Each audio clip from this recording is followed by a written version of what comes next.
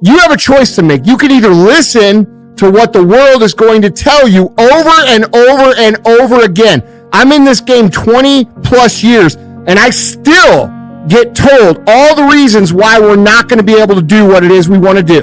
People who listen to them are going to lose. People who win figure out reasons why they're going to make it. They understand that that's all fucking noise. They understand that that's all irrelevant. And what is relevant is what you do on a daily basis. And I guarantee you, if you're sitting there and you're wondering why it is that everybody else has this and that and this, and why you don't have shit, I guarantee you that if you take fucking inventory of your actions, they equal what you're getting, period. So we can talk all this shit about how so-and-so doesn't deserve what they have or whatever, but at the end of the day, people who win fucking do shit, and people who lose talk shit. And more importantly, they talk shit because they've accepted the idea that they can't win, so instead, they contribute to everybody else trying to become part of this group. And I don't care who you are, I don't care where you come from, I don't care what your story is. At the end of the day, you can win if you choose to learn the things that you need to do and then fucking do them. And I don't care where you come from. That's reality. That's the shit nobody wants to admit, because admitting so means that you have to take responsibility for where you are currently. And you have to say, well, I am where I am currently because I didn't do X, Y, and Z. And guess what? That fucking hurts a little bit. That bothers us a little bit. It's a hard truth to accept. But once you accept that truth, you are able to then move forward with the actions required to get you to where you want to go. Dr. Carter G. Woodson, he said, if you can determine what a man shall think, you never have to concern yourself with what he will do. If you can make a man feel inferior, you never have to compel him to seek an inferior status, for he will seek it himself. And if you can make a man feel justly an outcast, never have to order him to go to the back door. He'll go without being told. And if there's no door, his very nature will demand one. See, we live in a world where we're told more about our limitations rather than our potential. How many of you have ever been told that you couldn't do something? Raise your hands, please. MIT did a study that if I say to you, you can't do that, that 16 people have to come along and say, you can do that, you can do that, you can do that, to neutralize that, and the 17th statement that you hear, you can do it, will be the one that will finally stick. So you have to watch who's speaking into you. You've got to begin to monitor your mind, and you've got to begin to literally be proactive in programming yourself to success. My son John Leslie is a motivational speaker. He has a saying, who should you count on and who should you count out? See, there's some relationships that can start out real positive, and then sometimes we outgrow people. Has that ever happened to you? Have you ever outgrown someone? Somebody you used to be close to, used to be your bosom buddy, and then you haven't been together for a time, and then when you get together, you have absolutely nothing in common. Sometimes that happens with family members. My twin brother, it's a strained conversation because he's talking about, Les, did you hear who died? No, I don't get up reading the obituary column. I'm glad my name is not there. Hello, I don't care. I'm focusing on living. Our conversations are so different. Isn't it interesting how you could be raised in the same family, same circumstances, by the same parents and end up dramatically different? It's called life. Here's the other thing that's very important. Write down the goals that you want to achieve. Write them down. Put them on a 3x5 card. And I want you to use a King James Version Bible and Matthew 7:7. Ask and it shall be given. Seek and ye shall find. Knock and it shall be open unto you. I want you to write that on one side of the card. On the flip side of the card, I want you to write down one major goal that you want to achieve. And you want to read that 3 times a day. 3 times a day. What are you doing? You're hypnotizing yourself. And you're dehypnotizing yourself. What you're doing is you are dispelling the myths and all of the spells that you're living under. I think that a poverty mindset is a spell. I think that people go so far, and because they're mesmerized by life, they unconsciously stop. And you have to break that spell by constant attention. So on one side you read your goal.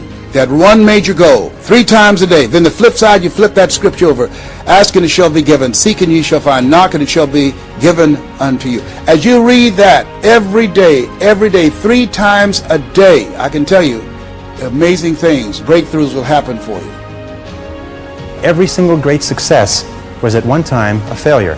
And they failed and failed and failed and failed over and over again. And all great successes are a story of failure, failure, failure, failure, failure. Outstanding success. Boy, ain't he lucky. Isn't that right? Boy, he was lucky. He sure had the right connections. So consistency is important. And even if you don't see yourself getting the results, be consistent. Keep working. Steady, steady, steady. Knowing that you're accumulating. You're putting yourself on the side of the angels when you're working consistently. Finally, with regard to consistency, guard your integrity as a sacred thing. As Ralph Waldo Emerson said, nothing at last is sacred but the integrity of your own mind. Never compromise your integrity for anything, and never compromise your peace of mind for anything. You see, compromising your peace of mind is a way of compromising your integrity. Never do anything that disrupts your peace of mind. If it makes you feel unhappy, get out of it. Don't stay in relationships, don't stay in jobs, don't stay in situations that cause your peace of mind to be disrupted, because your peace of mind is the highest good that you have. And a person who practices consistency consistently structures their life so what they are doing is being true to themselves. What they are doing is living up to the very best that is in them as a human being. And that takes tremendous courage. It takes tremendous courage because it's so easy to go along with the crowd. But you'll never be really happy unless you know that you are being true to yourself and completely true to yourself. The most important thing is that you take action. You see, the major difference between successful people and failures is successful people are action-oriented and failures are not. And I keep looping back to that, and I have been studying this for 30, 40 years now, and I keep looping back, and I found every single study says that successful people are result-oriented. Successful people are action-oriented. They think of what they want and they take action. Does it work? Now, if you take action, only 2 things can happen. What are they? Succeed or fail. Pretty simple. If you succeed, you do more of it. If you fail, what do? You learn something and try something else. Human beings are trial and failure organisms. We trial and fail, try and fail, try and fail, try and fail, try and fail, and then try and succeed. Phil Knight, the president of Nike Shoes, says you only have to succeed the last time. And you know, if you read every single story of every single man or woman who's ever accomplished anything, their entire life is a lifetime of failure. It is failure, failure, failure, failure, failure, failure, outstanding success. Boy, wasn't he lucky. You'll find that successful people try far more things, and most of the things you try won't work. At least they won't work initially. So therefore, the thing is to keep trying, because you have a cybernetic organism or a mechanism built into your brain, which means every time you try anything, you learn something. You try something and you learn something, and you learn what works and you learn what doesn't work. So you find there's a direct relationship between the number of times you try and how likely it is you are to triumph. And so if you hear a good idea today, resolve to give it a try. And the faster you try it, the better.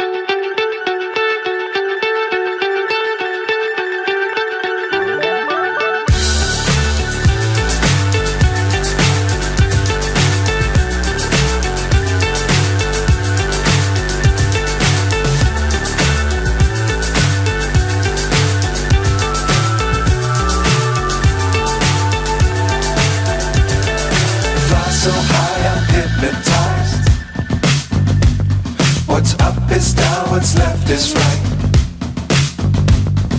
Chasing stars and holding you. I can't see the end, but we'll see it through.